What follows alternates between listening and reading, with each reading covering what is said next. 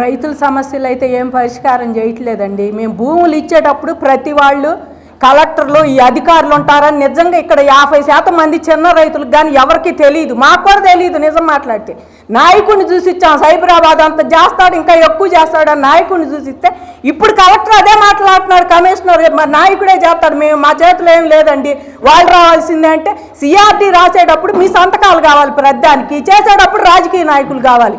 Welcome to ETV prime.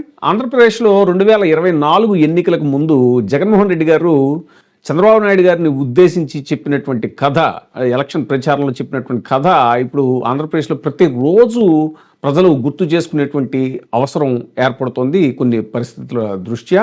మిగతా ప్రజల కంటే కూడా అమరావతిలో ప్రజలు ఇంకా ఎక్కువగా ఆ కథని గుర్తు చేసుకోవాల్సిన పరిస్థితి. ఆ కథ ఏంటో అనేటువంటిది మనం చాలాసార్లు చెప్పుకున్నాం. ఒక ముసలి పులి ఒక బంగారు కంకణం ఆశ చూపించి బాటసారుల్ని తన దగ్గరికి రప్పించుకుని తినేస్తుంది. ఇది ఈ కథ చంద్రబాబు నాయుడు గారిని ఉద్దేశించి జగన్మోహన్ రెడ్డి గారు చెప్పింది. ఇప్పుడు ఇది ముఖ్యంగా అమరావతి రైతుల విషయంలో బాగా వాళ్ళకు అనుభవంలోకి వచ్చింది. ఏంటంటే చంద్రబాబు నాయుడు గారిని నమ్మి వాళ్ళు భూములు ఇచ్చారు. ఇప్పుడు వాళ్ళంతా కూడా లబోదిబోమంటున్నారు, మామూలుగా కాదు. ఇదివరకు జగన్మోహన్ రెడ్డి గారి టైంలో ఏ అవసరం ఉన్నా లేకపోయినా కూడా టెంట్లు వేసేసి అక్కడే భోజనాలు వండేసుకుని నిరసనలు ఉద్యమాలు అని చాలా చేశారు అమరావతి రైతులు. అయితే ఇంక చంద్రబాబు నాయుడు గారు వచ్చేసారు, ఇంక మొత్తం ఎవ్రీథింగ్ ఆల్ ఈజ్ వెల్ అన్నట్టుగా అయిపోతుంది అని అనుకున్నారు వాళ్ళు. 18 నెలలు అయింది. ఇప్పుడు కూడా మళ్ళీ టెంట్లు వేసే పరిస్థితి, అమరావతి జేఏసీ మళ్ళీ టెంట్లు వేస్తాము అని కూటమి ప్రభుత్వాన్ని బెదిరించే పరిస్థితి వచ్చింది అనేసరికి అనుకూల మీడియా, టీడీపీ అనుకూల మీడియా అక్కడ వాళ్ళు డిబేట్లు పెట్టి వాళ్ళ ఛానల్స్లో అక్కడ రైతులకు ఉన్నటువంటి సమస్యలు అవన్నీ కూడా నారాయణ గారు తీర్చాలి, నారాయణ గారే తీరుస్తారు, నారాయణ గారు తీర్చడానికి సమయం కుదరట్లేదు అంటూ నారాయణ గారిని సాఫ్ట్ టార్గెట్, అది కూడా ఏం బలంగా ఏం కాదు,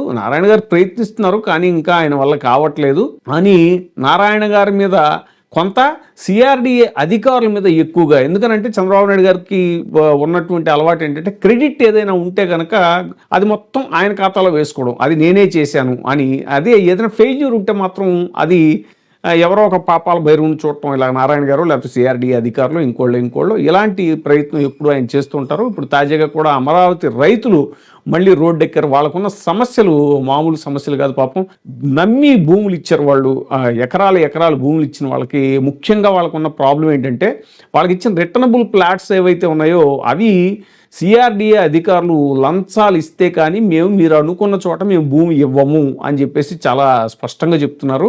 ఇది చాలా దారుణమైనటువంటి విషయం. ఖచ్చితంగా మీరు లంచాలు ఇవ్వాల్సిందే. ఎందుకనంటే ఇదేంటిది, మీరు చంద్రబాబు నాయుడు గారిని నమ్మి ఇచ్చాం కదనంటే అయితే మరి చంద్రబాబు నాయుడు గారిని వెళ్ళి కనుక్కోండి అని చెప్పేసి వాళ్ళు మళ్ళీ చెప్పటం సిఆర్డీఏ అధికారులు. ఇవన్నీ కూడా నారాయణ గారు కూర్చొని సార్ట్అవుట్ చేస్తారు అది ఇది అని చెప్పేసి ఆయన అంటాం, పర్యటన పేరు చెప్పి అలా 4 సార్లు తిరగటం, ఆయన ఏదో వాళ్ళకి నచ్చజెప్పి మీకు అన్నీ సవ్యంగా జరుగుతాయి అది ఇది అని మళ్ళీ మామూలుగా మాటలు, ఓదార్పు మాటలు చెప్పుకొచ్చేస్తున్నారు తప్ప సిఆర్డీఏ అధికారుల దగ్గరికి రైతులకు వెళ్తే చాలా అవహేళనగా మాట్లాడటం, చాలా ఇల్ట్రీట్ చేయటం వాళ్ళని అనేటువంటిది వాళ్ళకి చాలా బాధ కలిగిస్తుంది. 50 లక్షలు లంచం ఇస్తేనే మీరు కావాల్సిన చోట ప్లాటు, లేదు అంటే కనుక వాళ్ళు ఇష్టం వచ్చిన చోట ప్లాట్లు ఇస్తున్నారు, అక్కడ ఆ భూమికి విలువ ఉండకపోవచ్చు. ఇంకోటి ఏంటంటే అలా ఎలా ఇస్తారు, మరి మాకు రిటర్నబుల్ ప్లాట్స్ ఇస్తా ఉన్నారు కదా మీరు, మాకు సంబంధించిన భూములు, అదే మాకు గ్రామానికి సంబంధించిన భూములు అంటే కాదు పక్క గ్రామాల్లో భూములు ఇస్తాము అని చెప్పేసి అంటాం. పక్క గ్రామాల్లో భూములు ఎలా ఇస్తారు? ఆ రోజున చెప్పింది ఏంటి, వీళ్ళు ల్యాండ్ పూలింగ్లో రైతుల దగ్గర తీసుకున్నప్పుడు మీరు ఏ రైతులు వాళ్ళ గ్రామాల్లో భూములు ఇస్తారో, పొలాలు ఇస్తారో వాళ్ళకి ఆ గ్రామంలోనే రిటర్నబుల్ ప్లాట్ అంటే స్థలం అనమాట. 1000 గజాలు 500 గజాలు ఇలాగా డివైడ్ చేశారు. వాళ్ళు ఎంత పొలం ఇచ్చారో దానికి తగ్గట్టుగా అనమాట ఆ రిటర్నబుల్ ప్లాట్. ఇప్పుడు అలా కాదు, వేరే గ్రామాల్లో పక్క గ్రామాల్లో ఇస్తాము అని అంటే పక్క గ్రామాల్లో అసలు ల్యాండ్ పూలింగ్ చేయని భూములు కూడా ఉన్నాయి. అదీగాక పక్క గ్రామాల్లో ల్యాండ్ వాల్యూ మారిపోద్ది. ఇప్పుడు ఒక గ్రామంలో ఉన్న ల్యాండ్ వాల్యూ ఇంకో గ్రామంలో ఉండదు కదా, అది వేరే విధంగా ఉండొచ్చు. అది తక్కువ ఉండొచ్చు, ఎక్కువ ఉండొచ్చు. తక్కువ ఉన్న దాంట్లో ఎలా తీసుకుంటారు, ఎక్కువ భూమి విలువ ఉన్నటువంటి గ్రామాల్లో వాళ్ళు. ఇదొక సమస్య. ఇంకో సమస్య ఏంటంటే అసలు ఈ రిటర్నబుల్ ప్లాట్స్ అనేవి ఇంకా ల్యాండ్ పూలింగ్లోకి రాని భూముల్లో రిటర్నబుల్ ప్లాట్స్ ఇచ్చారు. అలా యుగంధర్ అనే ఒక రైతు పాపం ఆయన 25 ఎకరాలు ఇస్తే ఆయనకి ఇచ్చిన రిటర్నబుల్ ప్లాటు అసలు ఇప్పటికింకా ల్యాండ్ పూలింగ్లో లేనిది. ఆయన ఎన్నిసార్లు నారాయణ గారు చుట్టూ తిరిగాడు. ఆయన మన ఆ ఏరియా కేంద్ర మంత్రి పెమ్మసాని చంద్రశేఖర్ గారి చుట్టూ తిరిగాడు. ఇది ఇష్యూ చాలా రోజులు నలిగింది. ఈ ఇష్యూ మీద కూడా ఇది ఎక్కడైతే మళ్ళీ బయటకు వచ్చి ఫ్లేరప్ అవుతుందో, ఇది మళ్ళీ ప్రతిపక్షాలకు ఆయుధం అయిపోద్దేమో అని వాళ్ళ అనుకూల మీడియాలోనే డిబేట్లు పెట్టేసి సో దాన్ని డైల్యూట్ చేసే ప్రయత్నం చేశారు. ఆయన ఏదో మరి బొజ్జగించే ప్రయత్నం చేశారేమో. ఆయన ఇప్పటికీ ఇంకా కూడా తిరుగుతూనే ఉన్నాడట సిఆర్డిఏ ఆఫీస్ చుట్టూ. ఇంకోటి ఏంటి అంటే టర్మ్స్ అండ్ కండిషన్స్ అప్లై. ఎందుకనంటే చంద్రబాబు నాయుడు గారు సీఎంగా కన్నా కూడా సీఈఓగా ఎక్కువ ఆలోచిస్తారు ఆయన ప్రతిదీ అనేటువంటి తెలుసు కదా. ఈ సీఈఓల బుద్ధి ఎలా ఉంటుందంటే కార్పొరేట్ సీఈఓల బుద్ధి అన్ని పెట్టి కింద T&C అప్లై అంటే టర్మ్స్ అండ్ కండిషన్స్ అప్లై అన్నట్టుగా. పాపం ఈ రైతులు ఏంటంటే చంద్రబాబు నాయుడు గారిని గుడ్డిగా నమ్మేసి ఇచ్చిన ఉత్సాహంలో ఆ సిఆర్డిఏ నిబంధనలు ఏవైతే ఉన్నాయో వాళ్ళు పర్టికులర్గా చదువుకోలేదు క్లారిటీగా. దాంట్లో చాలా క్లియర్గా ఉన్నది ఏంటి అంటే ఇప్పుడు వీళ్ళకి 1000 గజాల స్థలం ఇచ్చారనుకోండి, ఇది రిటర్నబుల్ ప్లాట్ కింద వాళ్ళు ఇచ్చిన దాన్ని బట్టి 500 గజాలు 1000 గజాలు ఇస్తే వీళ్ళు ఏమనుకున్నారంటే 1000 గజాలు స్థలం ఇస్తే దాంట్లో ఒక 200-300 గజాల్లో ఇల్లు కట్టేసుకుని మిగతాది అమ్మేసుకుందాము అని పాపం రైతులు ఆశపడ్డారు. అయితే ఇప్పుడు కొత్తగా సిఆర్డిఏ అధికారులు ఏం మెలుగు పెడుతున్నారంటే వాళ్ళు చూపిస్తున్నారండి, ఇప్పుడు ఆ నిబంధన చూపిస్తున్నారంట, మీరు ఇది చదువుకోలేదు మీదే తప్పు అని. కారణం ఏంటంటే దాంట్లో విభజించకూడదు, ఇచ్చిన ప్లాట్ ఇచ్చినట్టుగానే ఉపయోగించుకోవాలి. ఒకవేళ మీరు అమ్మాలనుకున్నా కూడా అలాగే అమ్మాలి, అంతేగాని మీరు సగం ఇల్లు లేకపోతే సగం అమ్మేసుకుంటాం అంటే కుదరదు అనేటువంటి నిబంధన దాంట్లో ఉందంట. ఇప్పుడు వాళ్ళు లబోదిబోం అంటున్నారు, ఇదేంటిది ఈ నిబంధన మేము చూడట్లేదని. నిబంధన చూడకపోవటం మీ తప్పు అనేటువంటిది మళ్ళీ సిఆర్డిఏ అధికారులు అంటున్నారు. అదేంటిది మాకు పిల్లలు ఉంటారు వాళ్ళకి విభజించి ఇవ్వకపోతే ఎలా ఇస్తామనంటే అదంతా మాకు తెలియదు, అది రాజధాని మళ్ళీ డిజైన్ మారిపోద్ది దానికి అని చెప్పడం.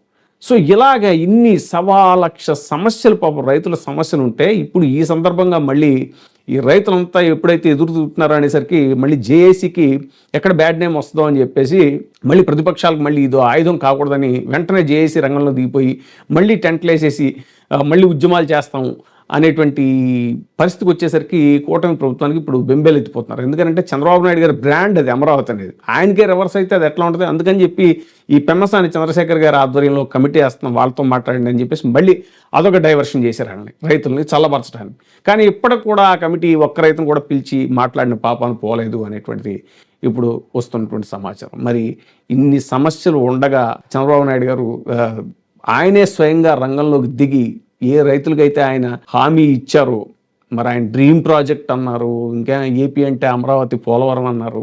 ఇంకోటి సమస్య ఏంటంటే అసలు ఇప్పటికి ఇంకా అమరావతి గెజిట్ తేలేకపోయారు. అది 2014లోనే చాలా మంది రేస్ చేసిన విషయం. అప్పుడు కూడా అలయన్సే కేంద్ర ప్రభుత్వంతో. ఇప్పుడు అలయన్స్, ఇప్పుడు ఈసారి ఇంకా ఎక్కువ స్ట్రాంగ్ గా హోల్డ్ ఉంది చంద్రబాబు నాయుడు గారికి. అయినా ఇప్పటిదాకా కూడా రాజధాని అమరావతి అనేటువంటి గెజిట్ నోటిఫికేషన్ ఎందుకు తేలేకపోయారు, ఇదొక సమస్య.